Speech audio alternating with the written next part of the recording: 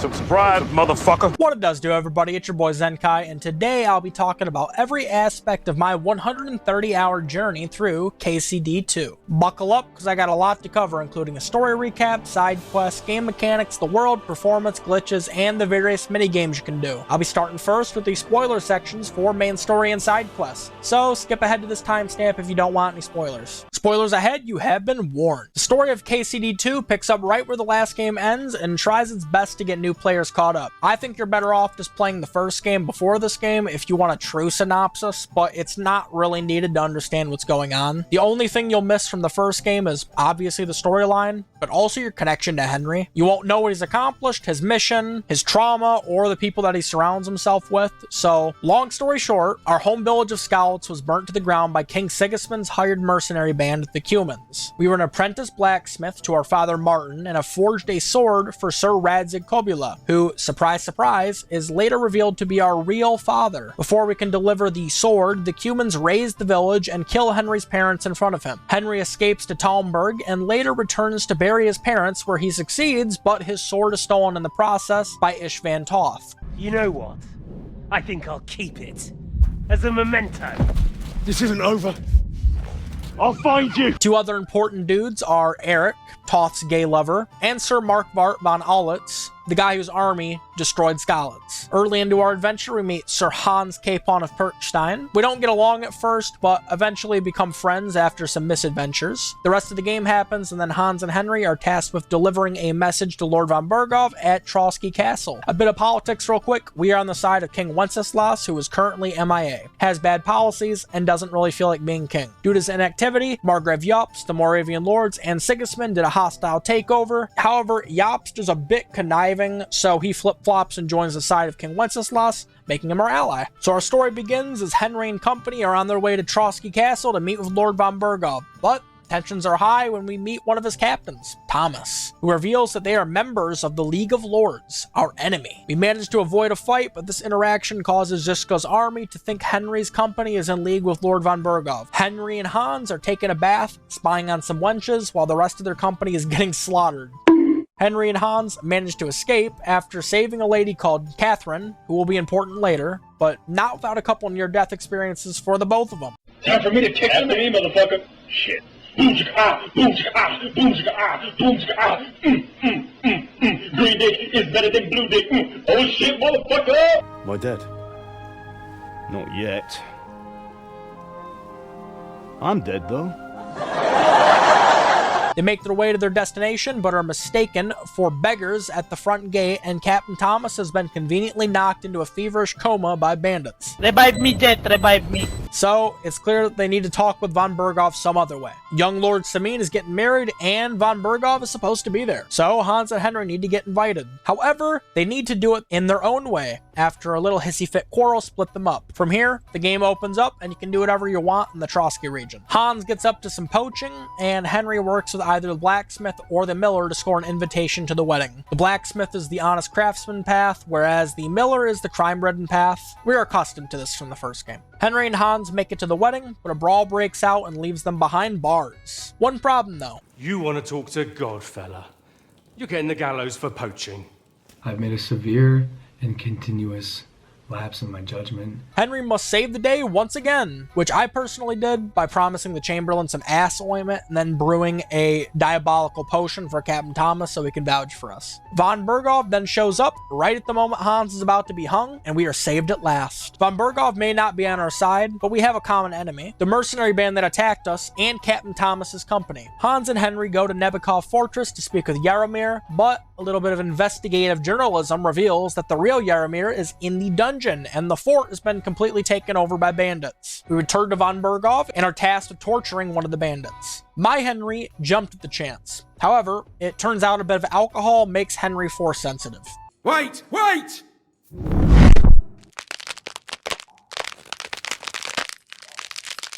No!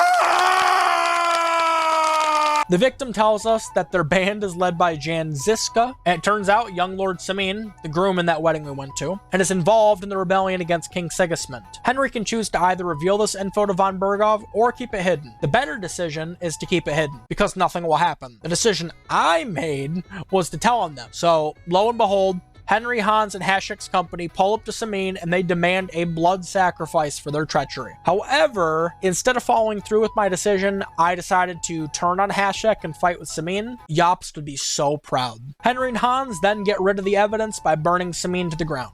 You can choose to tell von Berghoff the truth or lie, so I made the obvious decision of telling the truth, and he called my bluff and then promptly hung me for my crimes. After lying straight to his face this time, a raid on Nebukov Fortress is planned. But of course, we don't even make it there because Janziska employs some guerrilla tactics. Henry and Hans are captured and the Chamberlain gets fucking shot by a poltergeist. We then jump to Godwin and he's looking for the boys. He uses his priestly charm on gay boy Eric and fends off an attack with Jiska. Apparently, Toth and Eric are in league with those freaks. Toth shows up, gets caged, acts like an asshole, gets released by his gay lover, finger blasts our sword, and then we are released by our favorite drunk priest. The boys are back in town and join Jiska, since apparently he's been on our side the whole time. He's kind of like our version of Von Aulitz. He torches villages because 1, it fucks with Sigismund, and 2, he likes doing it. We play some Bloons tower defense until the finger of God, the cannon, penetrates us. Everyone gets captured and Hans is taken as a political prisoner. A bit of karma comes our way because we are now being tortured by Ishvan Toth himself. Henry and Jiska don't squeal, but Godwin's a little bitch, so he gives up the deets on our boy John of Liechtenstein. Not cool, Godwin. Not cool. It's seeming pretty hopeless, but remember Catherine? She comes to save the day and Henry gets to do some killing. His favorite. Ishvan Toth never stood a chance. Suck my dick! The fucking sword is mine. Apparently, we're too good to walk, so we need to bring a wagon to a fortress filled with enemies, and somehow they don't see us. We escape to Sukdal in the Kuttenberg region, and we meet with Jobst once again. I hope Peter Pisek doesn't mind, because we're going to be commandeering his fortress for the rest of the game. We need allies, so we head to the Devil's Den to recruit Kubienka and locate the Dry Devil. Turns out he's in prison, so we gotta break him out. The operation goes off without a hitch. Well, kinda. My leg, damn it! You idiots! Our next objective is in the Jewish quarter. We need to talk with a man named Samuel. He wants us to break into an anti-Semite meeting, and I swear to God, I think we got attacked by Kanye. Yeah, I'm on a nitrous. Turns out it was a setup, and we meet with John of Liechtenstein. Our next objective is to find Lord Ruthard and fuck around with some mentors that are stealing silver. An investigation ensues, and Lord Ruthard is pretty chill. However, he won't be chill when he finds out Rosa, his daughter, and Henry are dry humping each other on the top floor. Henry then learns about a secret tunnel to Malashov to save Hans, and of course, he executes it flawlessly. Of all the bandits in the whole wide world, we run into this pair of scoundrels. We then prepare to play the worst mission in the game. We get employed as a waiter and serve wine to spy on Sigismund's council. No, I am not kidding. We are serving wine, and I'm also playing as Father Godwin, where he sets up an arranged marriage for Hans. He's not too pleased. Henry comes with bad tidings, though, so Henry and Samuel take a little expedition to the Jewish quarter because an attack is imminent. They save Samuel's mother, and we find out this dude is our half-brother. Martin really got around, huh? Henry must now play the spy because he will be enlisted in Sigismund's army to steal von Berghoff's cannon. Who the fuck are you? A little murder mystery happens with Mansa fucking Musa, but it doesn't delay us for long. We get the cannon. It's time to make von Berghoff pay, so we're off to Malashov. Henry threatens to torch him and Rosa to the ground, and von Berghoff really wasn't about that life, so he yields. Henry has some more alone time with Rosa, and then the next heist begins. This time, we're stealing all the silver from the royal treasury. Long story short, this French fuck betrays us, and we lose some fine men in the ensuing chaos. But we have the silver, and now Sigismund is a broke boy. Eric is not happy about Henry killing his gay lover, so he challenges him to a duel. Henry accepts. I feel quite hungry! However, he does not die, because plot armor, I guess. From here on, the siege of Sukdal is currently underway, and it's long and brutal. Weeks pass, and hunger has completely set in. Someone must steal a horse from the enemy camp and gather Jobst reinforcements. Henry and Samuel volunteer, and of course, we must enter an obligatory stealth section, else suffer the wrath of hundreds of armored enemies. At least we get to murder von Aulitz and that French fuck Brabant.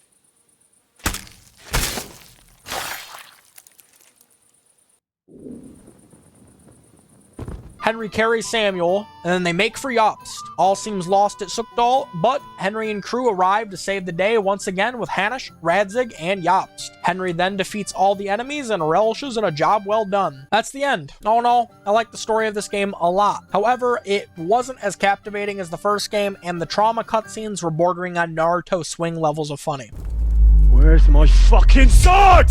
I genuinely found it hilarious that I could RP as a genocidal maniac that only cares about a sword. But in the end, karma caught up with me because it turns out the reforged sword becomes Henry's sword, and that change makes it drop in quality, lowering its damage. It was all for nothing. Henry will know no satisfaction. The main story also has a lot of missions with excessive talking, which in a dialogue-heavy RPG makes sense. However, the sheer amount of quests where you just follow around an NPC while they talk to you would make an Assassin's Creed game blush. There's also the Father Godwin parts, which were a bold decision, I will not lie to you, but I didn't really like them because I know nothing I do matters, and he's really only there to progress the story until I can go back to Henry. We barely even see Sir Hanish and Sir Radzig, which I think is a crime. Compared to the time I spent side questing, the story really feels like a blip in my memory. I can't help but feel like there was something missing to make the story go to that next level for me. But at the same time, with the way the game is paced, it probably would have felt dragged out. They were not kidding about the amount of dialogue in this game. My Lent playthrough had me become an Olympic dialogue skipper. Those negatives aside, I still really love the story of this game, though I would be interested in a statistic of how long I spent standing still in this playthrough. Spoilers ahead, you have been warned.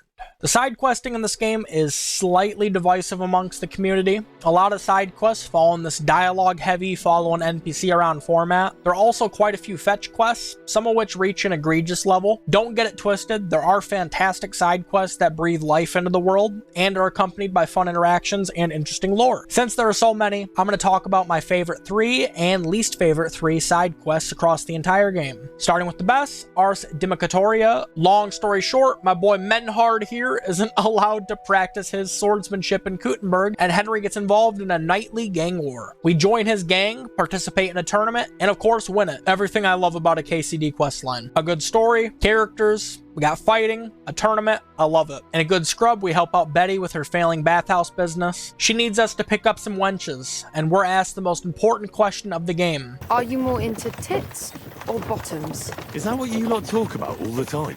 Don't change the subject. I want to know. Definitely backside. Arse? Why is that? I don't know what I can tell you. Maybe because it's a nice thing and you know how to wiggle them. In the end, we throw a kick-ass opening party.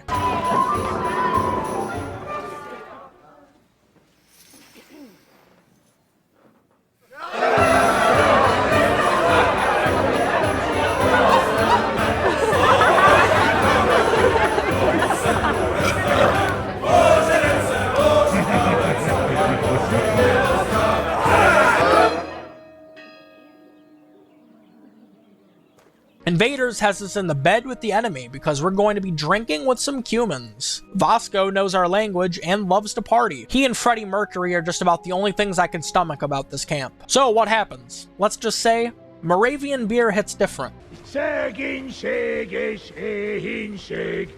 Singin', shaggin', singin', shag. Elvesity key to cat. Elves all hate. I've been waiting for you. Is there Hilda?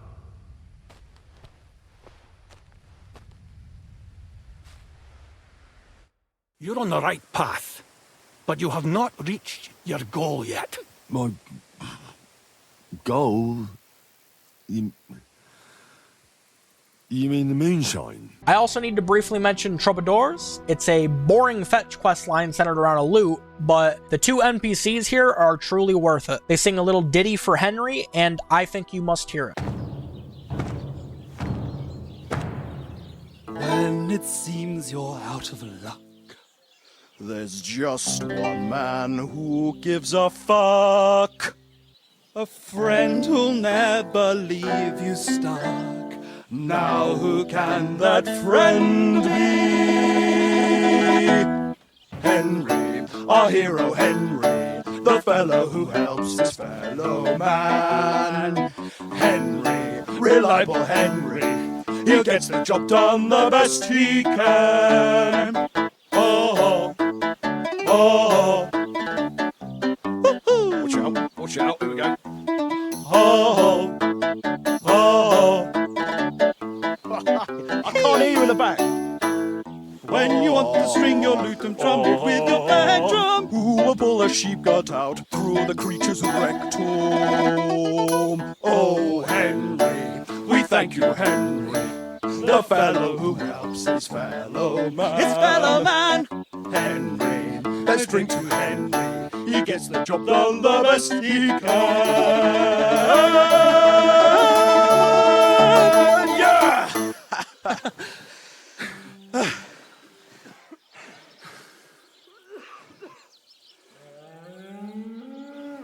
The worst 3 quests are all in the Trotsky region, and 2 of them involve the nomadic tribe. Mirafajita is the worst quest in the game by a mile, and it's not even close. I think most people can agree here.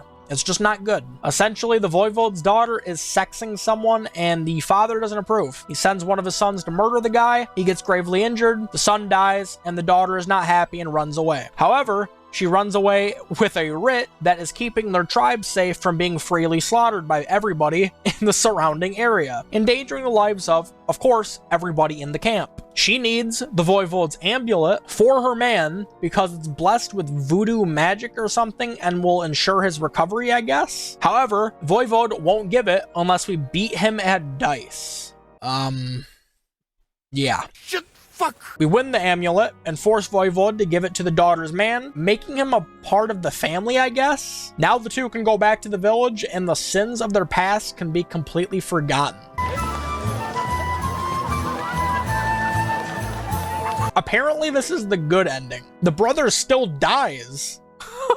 Every NPC in this quest kind of just sucks. The rewards are also terrible. You have to travel to opposite corners of the entire map multiple times. Yikes. The Voivode's Curse is the second worst quest, and of course, it involves the same band of misfits. However, this one is a bit more boring. The Voivode is cursed. We need to make a saber out of a bunch of bullshit, and then I need to kill a dog with it to bless it. For this guy? What the fuck were they thinking? The third worst is the Poacher's questline. It's simply just dull. There's the payoff at the end where it's revealed that this mysterious poaching ghost is Hans, but that's about it. It only serves as a money and EXP grind for the early game because you loot and sell the Poacher's stuff. I really could have mentioned a lot of side quests here, but most of the side questing in this game is just focused on building on the characters and small pockets of the world. For the most part, it does an excellent job of that. Though I really do wish there were more combat-centric side quests because those are my favorite. Ars Democratoria and I didn't mention this one, but Lost Honor, where you duel that guy in Sigismund's camp who's a famous jouster and polearm expert, are what I live for in games like this. I would 100% be up for a jousting and tournament focused DLC where Henry gets his rep up and at the end our boy Henry gets knighted. The combat of KCD2 is quite a bit easier than KCD1. At this point, Henry isn't starting from zero, so he could reasonably take on any bandit the moment the game opens up. Your only real barrier to entry is armor, which can be swiftly fixed by choking somebody out. There's also the Twitch drop armor, which I think is kind of cheating if used at the beginning of the game. Its stats are pretty high. At least Brunswick's armor feels slightly more earned, even if I did just follow a video for all the pieces. It makes more sense than god tier armor and thief clothes just laying in my chest in every tavern. This game's combat is stat check heavy, and I wouldn't doubt under the hood it kind of looks like a D&D game going on. The higher your stats are, the more Henry just stomps through people, it feels. I mean, it feels bad in the end game, but you really do feel like you are progressing through that early to mid game. Henry's also gotten better at choking and stabbing people, so stealth is quite a bit more viable in this game. All right,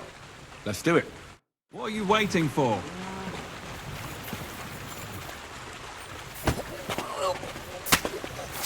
For sword gameplay, Warhorse has decided to fuse the bottom 2 attacking sectors, which I think is a fine decision. Combos were a pain in the ass to do in the first game, this just makes them easier to do. If you've never seen this system before, it's scary at the beginning, but easy and intuitive once you understand it. Each sector shown is just where you're going to attack. It's usually best to attack where the enemy's weapon is not. Combos are also back, which are like Mortal Kombat Emma moves for styling on and murdering people. Feints are there, but they aren't really mentioned a lot. Just begin an attack in one sector and then move to another. There's also Master Strikes, where you do what I said before, attack where the enemy's weapon is not, but you do that instead of blocking. Kiting enemies backwards is also an effective strategy, and it's completely essential when fighting large groups of enemies. And compared to the first game, fighting enemies in groups is 10 times better. 2 to 3 enemies in the first game just felt completely hopeless, and the camera was clearly not built for it. Henry would jerk his head around everywhere, and it was quite miserable to play. In this game, you just back them up into a line and try not to let them surround you. Block and Master Strike, you will never lose a fight again. There are a lot of different weapon types. You could main any of them and be happy, and at least they're finished in this game. Polearms couldn't even be kept in your inventory in the first game. You've got hunting swords, short swords, long swords, sabers, clubs, maces, axes, warhammers, spears, halberds, glaives, poleaxes, morgensterns, bows, crossbows, rifles, more specifically pistols, and of course, your dukes, as well as the training sword,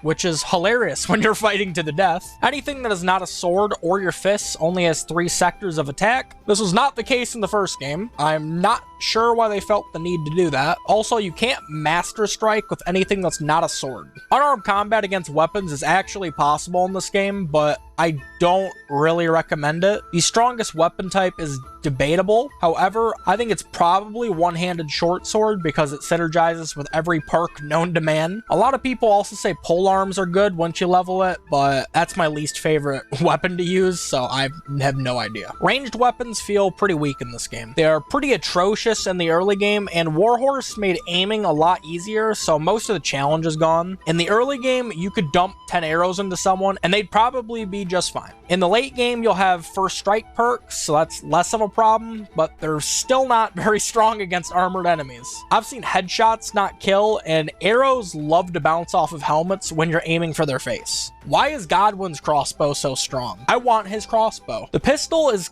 kind of a gimmick because it takes forever to load and is a bitch to aim. You can also fire right through people if you're too close. There is definitely an art to aiming it, but you're gonna spend the first 30 shots missing people at point blank range. The achievement for shooting a hare with the pistol can literally take you an hour. Though one cool thing is you can preload it beforehand, do that 4 times, and you can be strapped like Edward Kenway. Also, yes, it can one-shot people in duels, in case you were wondering. The one thing Kingdom Come has always gotten right is its architecture and landscapes. Every corner of this game is loaded with fantastic small attentions to detail. And it must be said, compared to the first game, the graphical fidelity and performance are next level. Warhorse finally got to show us what they wanted the first game to look like, and my god, it's good. These are my specs. If you have a decent machine, you'll be eating good no matter what. To be honest, my footage doesn't really do this game justice. It runs worse while I'm recording for some reason. I don't really know why. It's still 80 plus FPS though. I'm sure it must be surreal for people living in Bohemia to be able to experience this game, as well as in their native language. I envy them a little bit. Anyways, the game takes place in 2 key regions, Trotsky and Kuttenberg. Compared to the first game's map, the Trotsky and Kuttenberg regions combined are bigger, but divided they are smaller, although it's not by much. Each surrounding village feels unique in its own way. Something new they've done this game are various settlements based around tents. I think these are cool, and logistically, I like that they added them. It's also pretty neat to see bustling settlements disappear over time. Then there's the big boy Kuttenberg. It's obviously the main attraction. It was in a bunch of their promotional material. They did a great job making the city feel large and lived in without completely tanking your performance. Everywhere the city is teeming with life, and it's impressive how responsive the NPCs are to the world around them. However, one big reason why the city doesn't tank performance is that a lot of the buildings are boarded up and just inaccessible. This isn't really a bad thing. It's common practice in most games, but it is always slightly disappointing to see a building or place you can't go to in an open world game. Another aspect of this is that we are missing churches and monasteries, which are kinda important in this time period. I hope Warhorse decides to add them in their future Monastery DLC. They fucking better. Another thing, the Trotsky region performs significantly better than the Kutenberg region for me. The fast travel and wait times are significantly different to such a degree that I think something is clearly wrong, but I'll talk more about that in the glitches and bugs section. Even the Kutenberg Underground, according to this Redditor, is pretty accurately portrayed in the game. All in all, I think they knocked the world out of the park, and it's pretty impressive to see a game of this scale run so well. Now, I do want to shift gears real quick to NPCs. Now, there is some serious problems, and when I say serious, I mean they're kind of innocuous in the grand scheme of things, but in terms of immersion, they just break the experience. I gotta talk about the dubbing, the accents, and the faces. So the English dub... First, you gotta carry them sacks for me, so don't bother looking anywhere else yet. Come to mention it, he's sat just round the corner there. I'm curious to see you play. It's great. It's awesome. I love it. The problem is, there's about 6 voice actors across the entire side cast. That's not good. A lot of people sound the same, and it is noticeable. It's bad. Miller Peshek from the first game, Robard, Fritz. You will notice all these characters from the first game all the time, everywhere. Every character, you're gonna hear them everywhere. That's bad. Also, a lot of the faces for these NPCs, I understand they're on a $41.5 million budget. They don't have the Starfield Bethesda budget. I get that. It takes money to make this stuff, to face rig, to do the animations. It's not that easy. However, when half of the side characters look the fucking same, it's a problem, okay? And the dubbing. I did mention that the dubbing for the English is good, but that is not the case for all the dubs. The Czech dub, I'm not sure if that's good. I'm sure people love it. The French dub, people have been outspoken about that one. It's not good. Now, I don't know French, so I can't really speak on that, but apparently it's pretty god-awful. KCD2 has a lot of core RPG mechanics and some welcome additions to the quality of life. The first is that you can create 3 loadouts in the game, which was never an option in the first one. It makes inventory management so much easier, and we will no longer have to swap from combat to thief clothing manually. However, this game does have a problem with clearing your loadouts every other main story mission. I really think Warhorse should just use a hidden 4th loadout and dedicate it to missions, so we don't have to reassign all of our stuff every 30 minutes. They've added a reply system, which is just an easier and more organic way of starting dialogue and trading than clicking on the NPC, waiting for them to speak, and then opening the trade window. It also opens up some funny interactions, usually for NPCs to tell Henry that he's a stinky bastard. What the? Did I step in shit? Oh, it's you. One more word and I'll beat the shit out of you. What? Your stink can of course be cleansed by bathhouses, or you can do the bare minimum at your nearest trough. Energy and nourishment are back, so you need to make sure Henry is well fed and rested. These aren't hard to maintain, but they'll sneak up on you, and all of a sudden you can't fast travel because you have no energy, no beds are nearby, and your last save is 2 hours ago. There's nothing greater than sitting through a long dialogue sequence with Henry on the verge of passing out while repeatedly saying, I could lay down for a bit. Henry can perform battle shouts. Normal people would probably scream or say something about your mother. However, Henry says the scariest thing of all. I feel quite hungry! Is this peasant serious? I'm glad you've said that, because that's something I've always wanted to say to your face. I was never fucking hungry. Never. Another thing, save your schnapps, Henry's favorite brew that saves the game. It's back, but I chose to mod it out at my earliest convenience because, listen, I make thousands of saves when I play games like this. I like seeing all of the outcomes of my actions and choosing what I think my Henry would do. Henry feels like a detective, and it's fun trying to discover the best outcome. When Henry's low on health, his world becomes darker and red. Why am I mentioning this? Imagine you were in a main story sequence. Suppose Henry gets shot in the fucking head with a crossbow the moment the ending cutscene happens, and then you have to do a long force stealth section. I don't have to imagine it, because this was my reality during my Lent achievement playthrough. All I could see was red the entire mission, while trying to sneak around a camp of infinite mercenaries. Immaculate. I should mention the stat, skill, and perk system. We could be here all day talking about this. The main 4 stats are strength, agility, vitality, and speech. Then there are derived stats from those main ones and your armor. These are charisma, conspicuousness, visibility, noise, and speed. There are dialogue specific stats: persuasion, coercion, impression, domination, presence, and intimidation. animation. Most of these options are presented as either good or evil choices thematically, but that's kind of evident. Then there's general and combat skills. There's a bunch, so I'll just rattle them off. Alchemy, craftsmanship, drinking, horsemanship, houndmaster, scholarship, stealth, survival, thievery, warfare, swords, heavy weapons, polearms, unarmed, and marksmanship. The progression system is pretty much like Skyrim. If you do something related to the particular stat in the world, you will gain experience. Walking around while over-encumbered raises strength, participating in archery contests raises your marksmanship. You get the idea. I love these systems. They promote grinding, and KCD is really good at making the perks useful compared to most games. You can get pretty much every perk in the game, aside from a couple of trees like alchemy, so you really don't need to pick and choose. Just take whatever sounds good at that moment. This is not Path of Exile 2. The max level is 30, but I have seen some stats like scholarship reach 32 during dialogue sequences. A reoccurring feature is random and scripted encounters during fast travel. I wish more games would implement something like this, because this system makes the world feel more lived in. A stranger? What a These aren't interruptions. Consider them opportunities. You might have to take out a bandit to save somebody, get ambushed by wolves, or trade with some friendly merchants. There's variety to these, and they're quite beneficial to people getting started in that early game. I'll share an example of an encounter I like. Across your travels, you can meet a guy named Hornet. He likes to duel people for money, but Henry can also ask him for wisdom to train his stats. I've met him about 4 or 5 times across my playthrough, and the exchange between Henry and him has never been the same. My hands are itching today.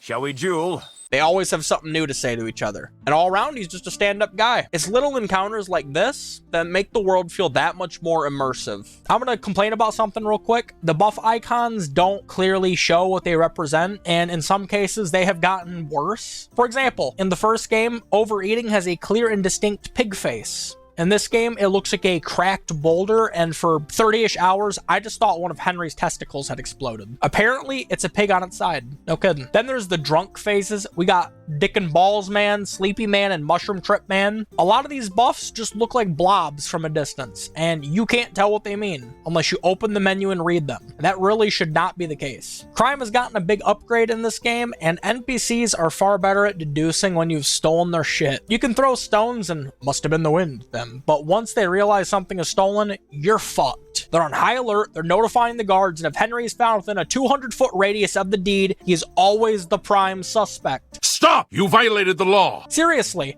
the NPCs will rummage through all of their belongings and know when something is missing, and of course, they will blame you. They'll also notice if you're wearing their belongings and will rightly be quite furious with you. How dare you! We won't put up with thieves here! Good luck explaining your way out of that one. Forget the pillory. Henry is now going to get branded like a cow. Now everyone knows you're a filthy criminal. The brand was a warning. Any more heinous actions, and they will not hesitate to hang you for your crimes. Man, I fell down to my knees when the law came. The last thing that I'll mention here is that NPCs don't react very accordingly when they spot the player near dead bodies, or dead bodies in general. The NPCs have a very nonchalant attitude towards nearby premature executions. Henry could be on a murdering spree, but NPCs will still run to check on the body instead of running for help, or they'll just stay sitting down. Hey, this man just, I don't want to do this no more.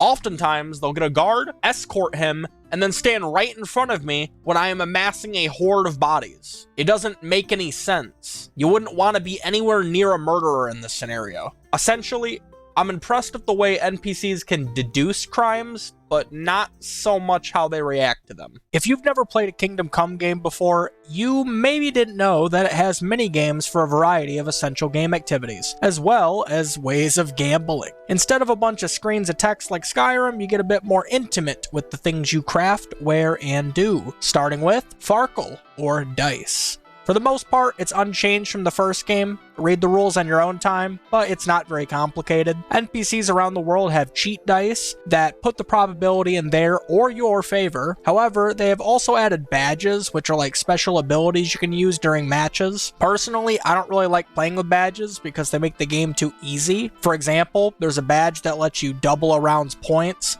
3 times a match. Combine that badge with the devil dice, that also doubles your score, and you can instantly win a lot of formats with that combination. Don't even get me started on St. Antioch's die, which may or may not be a reference to Monty Python's Holy Hand Grenade. We have the Holy Hand Grenade. Yes, of course! The Holy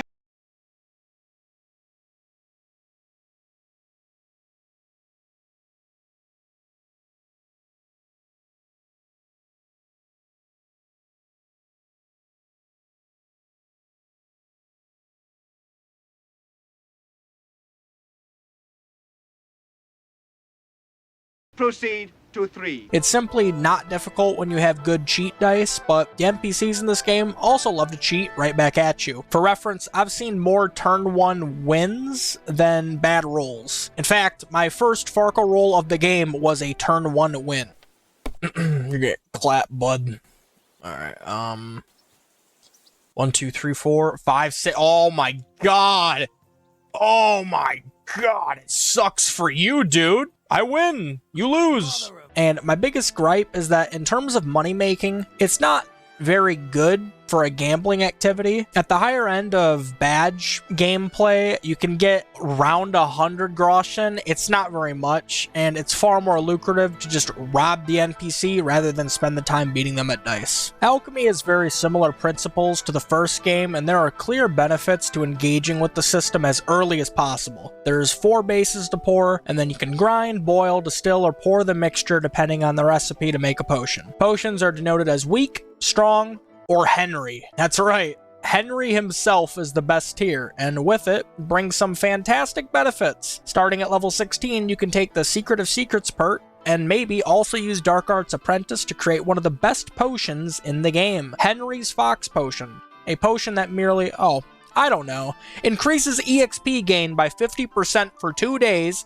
raises your speech by 7, and lets you read faster. In fact, most, if not all, of Henry's potions are completely busted. I'm not going to say what they all do, but just read through some of these while I'm scrolling. Yeah, it's nuts. Also, the pictures for the recipes are much more detailed and beautiful than the first game, though I do miss a bit of the simplicity, and sometimes I do not know which herb relates to which picture, so sometimes I end up throwing in too much of an herb on accident. And lastly, there's also poisons you can soak your arrows and weapons in. I didn't really engage with poison because it completely trivializes the combat. Poison is not balanced, and you will probably 1 or 2 shot most things if you weren't already. Blacksmithing, yep.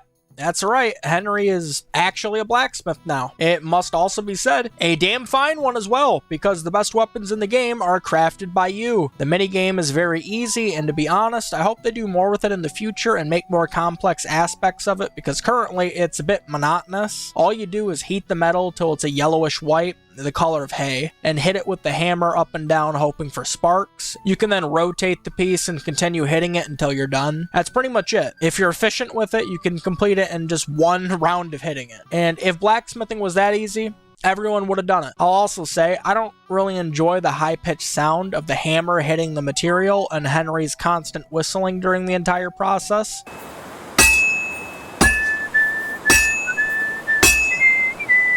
It just combines into this cavalcade of noise that is unpleasant to listen to for long periods of time. Though I do enjoy the fact that he's whistling tunes from the previous game.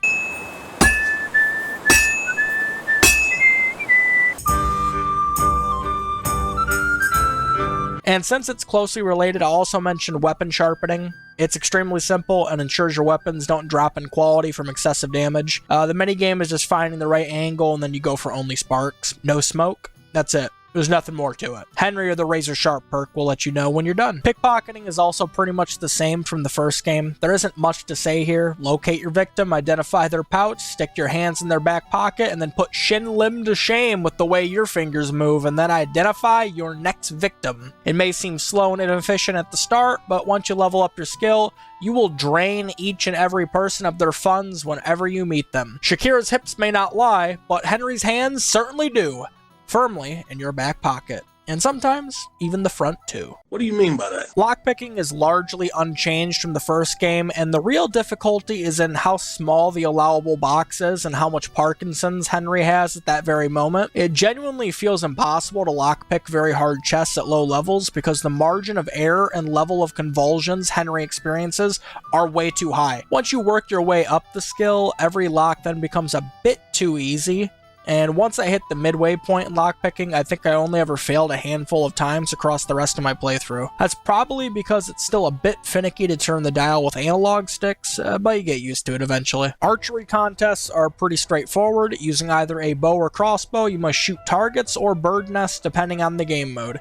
Each tier of difficulty increases the AI's skill level and requires you to hit more good shots, and the AI is pretty cracked too. I've seen them literally hit only bullseyes for an entire match. You will only win when they let you win. You might think they suck, but when they turn on John the Cobbler Wick mode and start 360ing on that wench, you're going to be crying and ducking for cover. The miner mode is a bit easier in my opinion, and essentially whoever shoots 6 out of 11 bird nests wins. Similar to dice, I wish you could bet a lot more money, so I hardly even do these. Yoink. Dead volley. And while these last two aren't technically minigames, I felt obligated to include them since they're repeatable side quests. In both regions of the game, there are 3 reoccurring fist-fighting NPCs that you can gamble a measly 10 groschen against. If you beat them, you win your bet.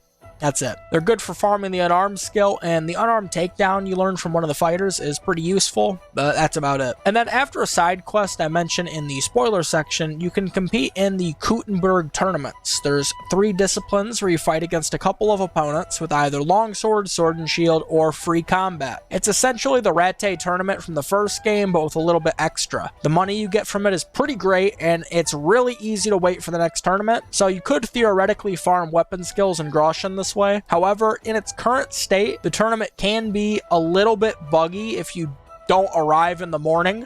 A lot of the NPCs will glitch out and just stop moving, and the announcer won't do anything. I've also seen NPCs stacked to the sky like a conga line. It's definitely annoying, if not a little bit humorous. I wasn't there for the undertaking that was the first game, but I've read it was quite buggy. In my experience, this game does not have that issue. However, there is definitely some noticeable jank around the world, and it will sometimes shit itself with no warning. I've crashed about 10 times across 130 hours of gameplay. A crash every 13 hours is not that bad. There are some weird visual bugs like shadows and lighting glitches through the walls, and rain will go through the ceiling of buildings and further draw distances. My vegetation is also doing this low FPS dancing. Raising the settings to experimental doesn't fix it, and it's already on ultra, so I think my save is fucked. There's also a very serious bug on PC that is apparently caused by taking the local hero perk. It causes the Gutenberg region to have very frequent stutters, extremely long load times for waiting, fast traveling, and loading. Trotsky would load in seconds, Gutenberg would take minutes. The fast travel icon in Trotsky looks like it's on crack compared to Gutenberg. Something is clearly wrong. Speaking of Gutenberg, I've mentioned that the tournament is a little glitchy if you don't arrive on time. It's an all-day event, so arriving at midday causes the AI to freak out and seesaw functionality. Try to be in Gutenberg by 8 to avoid as many issues as possible. NPC pathing is also a little wonky in this game, and NPCs will become tangled with each other. Peter Pisek bamboozled me so bad I thought he was Chris Angel. There's also the classic spaghetti character model, which I've only seen once. Hilarious nonetheless. That's about it. I had very little issues while playing through the game. An absolute treat in the age of dog shit day 1 releases. I hope this will become the industry standard, but I'm not holding my breath. What are you doing, step bro? Thus concludes my thoughts on KCD2, The Good, the Bad, and the Hungry. It's a really great game and by no means perfect. The story and side questing left a little to be desired, and it exceeded the first game in pretty much every other regard. The first game was already pretty great, so I can't put KCD2 at anything worse than a 9. If you're not a fan of this style game, I'm sure it'll be lower, and if you prefer combat over dialogue, you'll probably get bored at times. I like both though, so I was eating good. I hope they do more with the blacksmithing DLC, churches and monasteries DLC. Better open those bastards up. Apparently they're adding horse races. Cool, I guess. Hardcore mode to be out eventually. Maybe I'll even live stream it. I hope they add more tournaments, and if they add jousting, I will bust a nut. That about wraps up the video. Thank you very much for watching. If indeed you still are, I hope you have a good one, and bye-bye.